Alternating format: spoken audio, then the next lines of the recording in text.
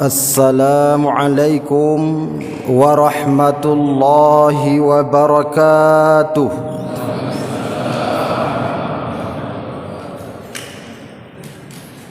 Alhamdulillahilladzi arsala rasulahu bil huda wa dinil haqq liyudhhirahu 'ala ad-dini kullihi walau karihal musyrikun.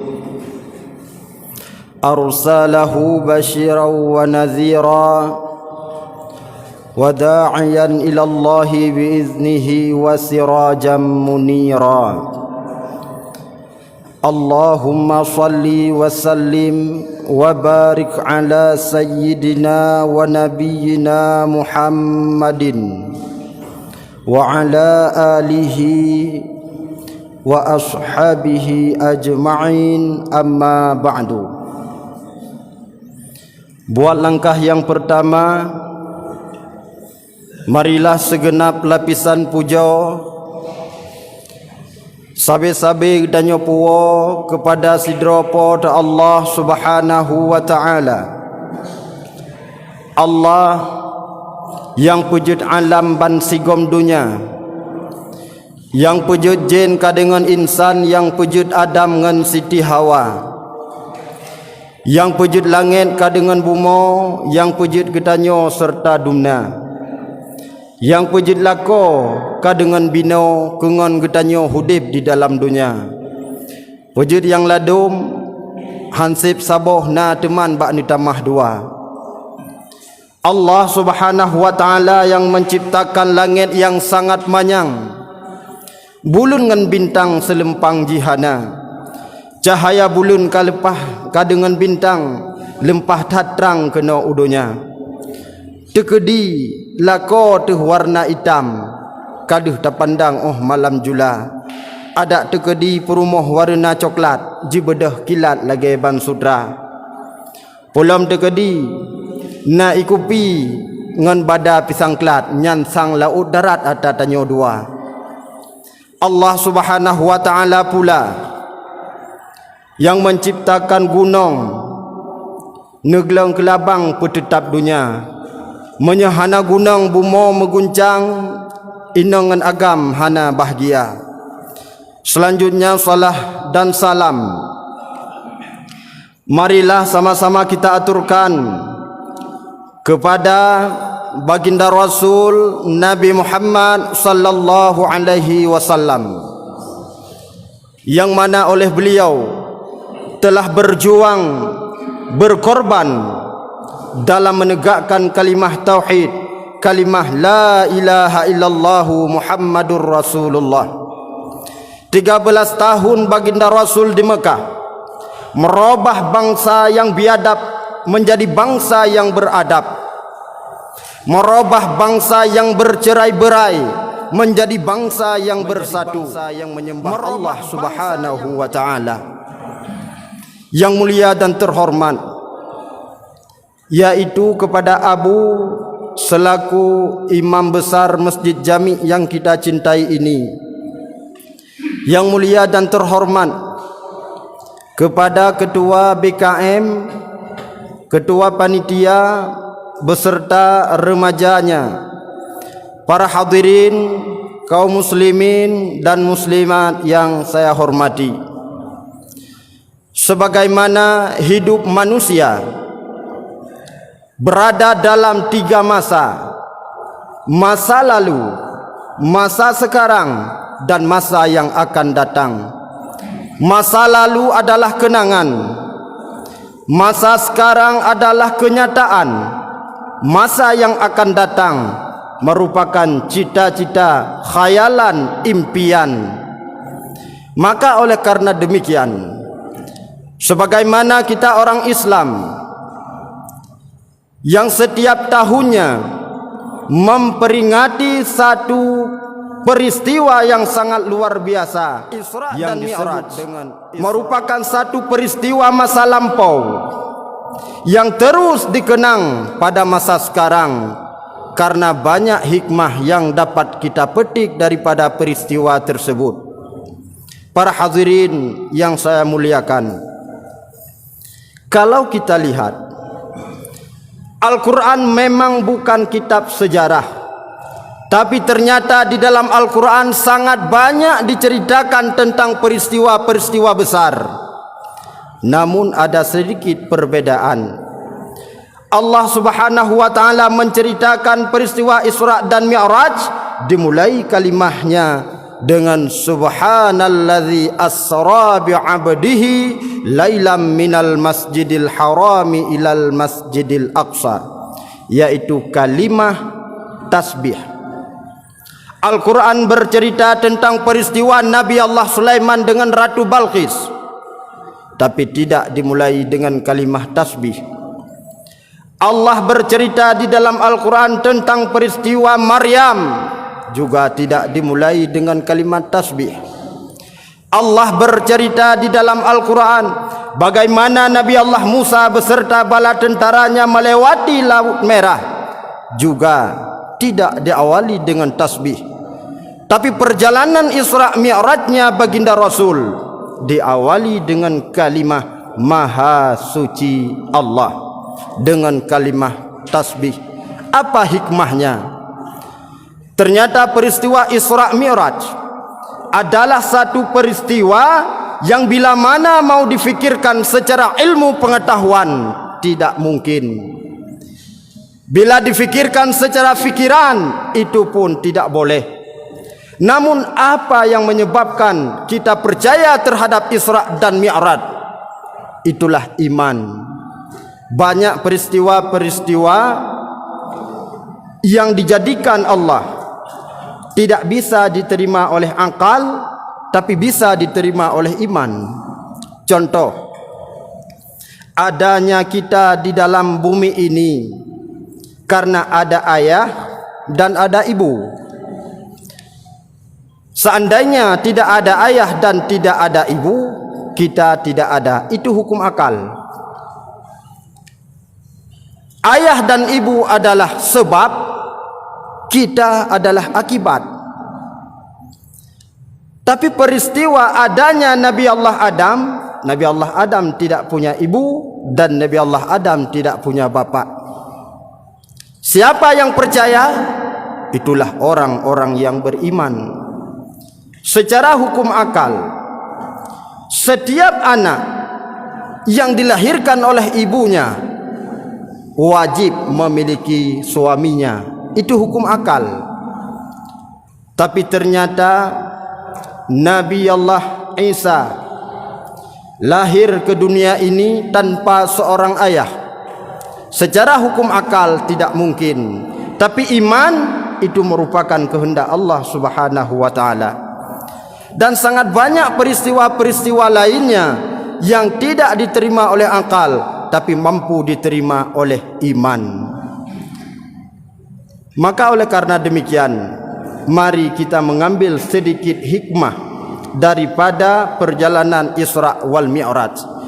Karena seandainya kita berbicara dari perjalanan baginda Rasul Masjidil Haram menuju Masjidil Aqsa, sungguh tidak bisa dalam waktu yang sangat singkat. Perjalanan Isra Mi'raj dari Masjidil Haram ke Masjidil Aqsa tidak cukup waktu 4 jam. Dari Masjidil Aqsa menuju langit yang ketujuh sampai ke Sidratul Muntaha itu tidak akan cukup waktu 12 jam. Maka pada kesempatan ini saya akan mengambil beberapa cuplikan penting dari perjalanan Isra wal Mi'raj. Bila kita lihat di dalam sejarah, yang disebutkan dengan Isra adalah perjalanan dari Masjidil Haram menuju ke Masjidil Aqsa. Pertanyaan yang sederhana, apakah Allah tidak mampu memperjalankan baginda Rasul dari Masjidil Haram langsung ke Sidratul Muntaha? Kenapa harus ke Masjidil Aqsa? Ternyata hikmahnya ini adalah perjalanan Masjidil Haram ke Masjidil Aqsa merupakan perjalanan horizontal yang bermakna hablum minan nas, hubungan manusia dengan manusia. Berapa banyak hari ini manusia tidak bisa menghargai manusia. Berapa banyak hari ini manusia yang rela memutuskan tali silaturahminya karena kepentingan-kepentingan yang kecil. Berapa banyak negara-negara superpower, berapa banyak negara-negara yang besar hari ini mereka menciptakan senjata pemusnah massal, mereka menciptakan senjata kimia, mereka menciptakan bom-bom yang dapat menghancurkan negara. Apa tujuannya? Untuk menghancurkan manusia. Ternyata manusia hari ini menghabiskan seluruh energinya, menyalurkan seluruh pikirannya hanya untuk membunuh manusia lainnya. Na'udzubillahi min zalik. Padahal peristiwa Isra' Mi'raj lah yang telah memberikan pelajaran kepada kita bersama. Jagalah tali silaturahmi, sebagaimana baginda Rasul menyatakan, haram la yadkhulul jannata qati'ur rahim, tidak akan masuk ke dalam syurga bagi orang-orang yang memutus tali silaturahmi. Oh, dia seorang ustaz, neraka.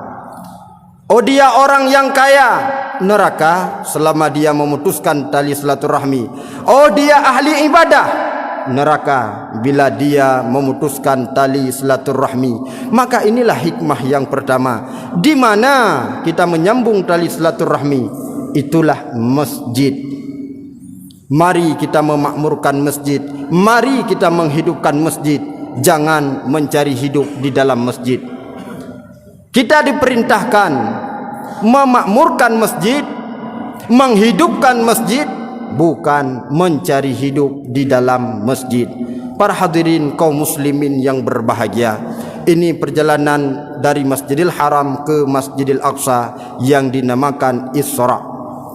Sementara perjalanan dari Masjidil Aqsa menuju ke langit yang ketujuh sampai Sidratul Muntaha, itu namanya Mi'raj. Ternyata di dalam perjalanan tersebut baginda Rasul juga melihat beberapa peristiwa aneh.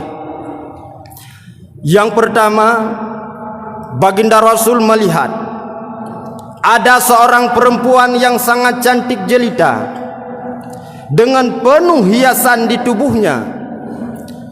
Rasulullah merasa heran dan bertanya kepada Jibril, "Ya Jibril, siapakah wanita tersebut? Kenapa dia harus ada di tengah malam dengan perhiasan yang sangat mencolok?" Jawab Jibril, "Ya Muhammad, itulah tamsilan dunia. Dunia itu cantik.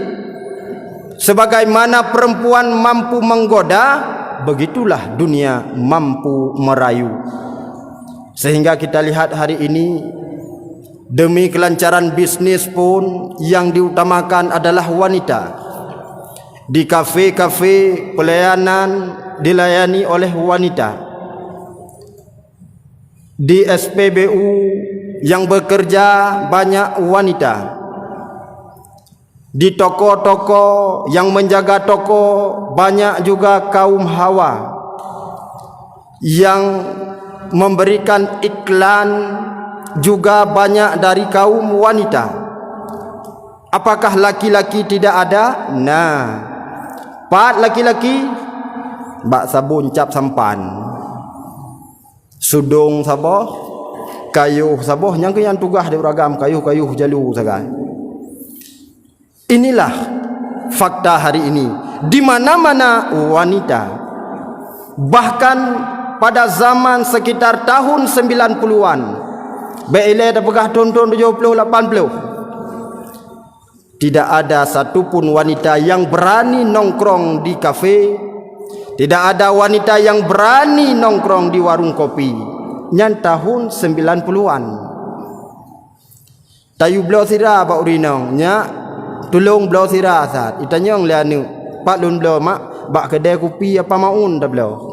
Iseo danu halun dejut mak halun dejut jak ba kedai kopi mak malelun rame tat uragam jamun. Sementara hari ini maghrib ada wanita di warung kopi. Habis Isya masih punya wanita di warung kopi. Bahkan sampai larut malam pun masih kita dapatkan wanita di warung kopi. Ini adalah problem dalam kehidupan kita. Dunia ini, khususnya bumi kita Aceh, adalah negeri syariat Islam. Apakah orang tua tidak memahami bahawa anaknya belum pulang? Mereka tahu. Apakah seorang ayah tidak memahami bahawa anaknya keluar di kala malam? Mereka paham. Tapi rasa tanggung jawabnya yang sudah mulai luntur dan berkurang.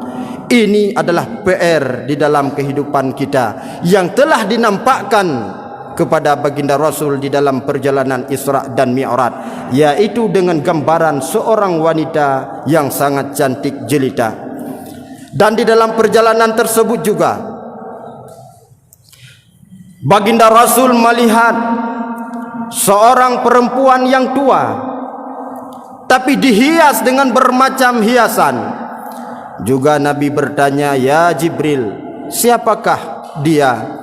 Jibril menjawab, "Ya Muhammad, itulah tamsilan dunia yang sudah tua. Tapi walaupun tua, perhiasannya luar biasa.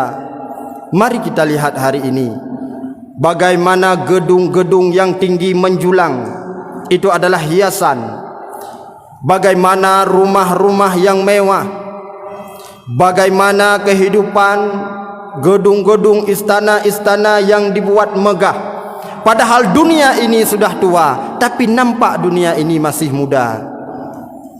Gempa li segogonya mungkin ka batuk dunia.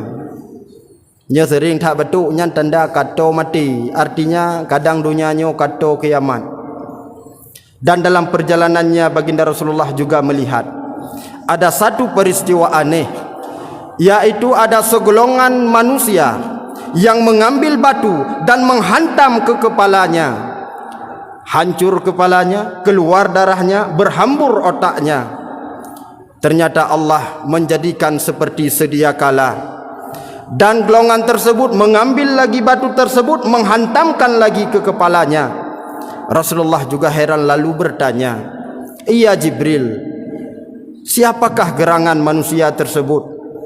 Jibril menjawab, "Ya Muhammad, itulah tamsilan umatmu yang enggan melaksanakan salat.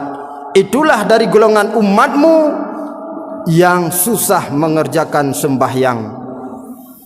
Salat adalah kepala bagi ibadah yang lainnya, sehingga salat tidak boleh ditinggalkan dalam situasi apapun. Lagi berperang, salat tidak boleh ditinggalkan. Lagi musibah bencana, salat tidak boleh ditinggalkan. Lagi sakit, sekarat, muzarat, salat tidak boleh ditinggalkan.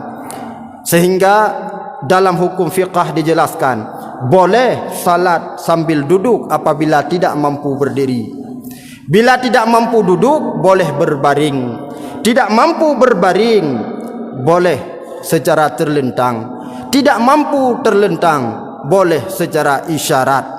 Tidak mampu secara isyarat, innalillahi wa inna ilaihi raji'un, kamati baru pri sembahyang. Tapi kenapa kita sangat mudah meninggalkan salat? Padahal salat ini merupakan kepalanya seluruh ibadah. Kalau puasa boleh ditinggalkan. Bagi musafir sekalipun wajib diqadha setelah habis safirnya. Puasa boleh dibuka bagi perempuan-perempuan yang menyusui, sekalipun wajib diqadha setelah penyusuannya. Puasa boleh dibuka bagi orang yang sakit, sekalipun wajib qadha setelah sehatnya. Tapi salat tidak boleh. Zakat tidak dikeluarkan oleh orang miskin. Haji tidak ditunaikan oleh orang yang tidak mampu. Sementara salat, mau kaya, mau miskin, mau senang, mau susah, tetap wajib melaksanakan salat. Maka peristiwa yang dilihat oleh baginda Rasul, orang yang menghantamkan batu ke kepalanya, itulah hamba-hamba Allah, umat baginda Rasul yang tidak mau melaksanakan salat. Selanjutnya satu lagi yang terakhir, mungkin banyak persoalan yang dilihat oleh baginda Rasul, tapi ini adalah cuplikan penting saja. Ada segolongan manusia yang dilihat oleh baginda Rasul yang menambah-nambah beban di pundaknya, padahal dia sudah tidak mampu membawanya. Seharusnya dia mengurangi beban yang ada di pundaknya, tapi malah dia menambah dengan beban-beban lainnya. Rasulullah juga heran melihat peristiwa ini dan bertanya kepada Jibril, "Ya Jibril, siapakah orang tersebut? Seharusnya dia mengurangi bebannya, tapi kenapa dia malah menambah bebannya?" Jibril menjawab, "Ya Muhammad, itulah dari golongan umatmu yang sangat mencintai pangkat dan jabatan, padahal mereka sudah tidak mampu membawanya.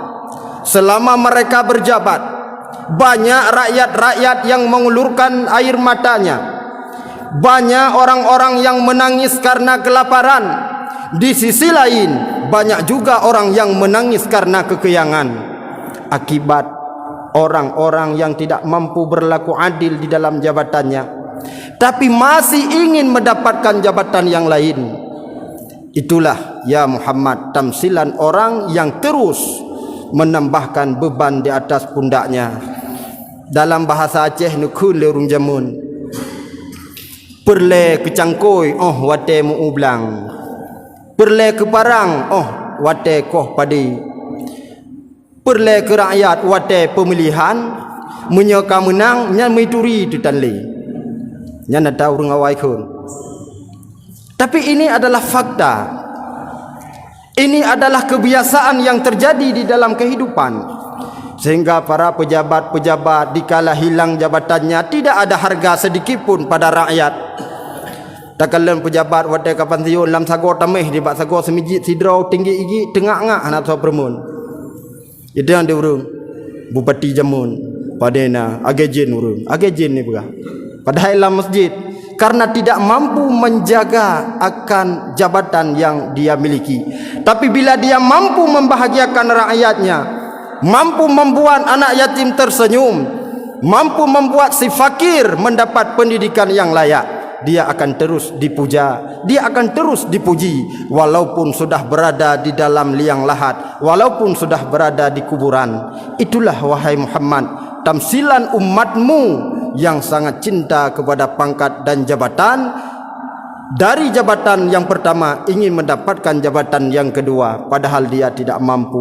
Para hadirin kaum muslimin yang berbahagia, mudah-mudahan dari peristiwa Isra dan Mi'raj ini, dalam kesempatan yang sangat singkat ini, mendapatkan faedah mau'izah bagi saya pribadi sebagai hamba yang sangat fakir, baik di dalam kehidupan dunia maupun dalam ilmu akhirah. Dan mudah-mudahan hendaknya bermanfaat bagi guru-guru, bagi kawan-kawan, bagi ustaz-ustaz, bagi rakan-rakan yang telah berhadir pada malam yang sangat mulia ini. Lebih dan kurang dan lebih saya minta maaf. Kun urung jamun boh labui tatagun singoh, boh labu tanoh tatagun lusa. Karena ulunyo ilmu golonggot penuh dan golonggot meoh pih bak pegahaba. Usikum wa nafsi bitaqwallah. Wassalamualaikum warahmatullahi wabarakatuh.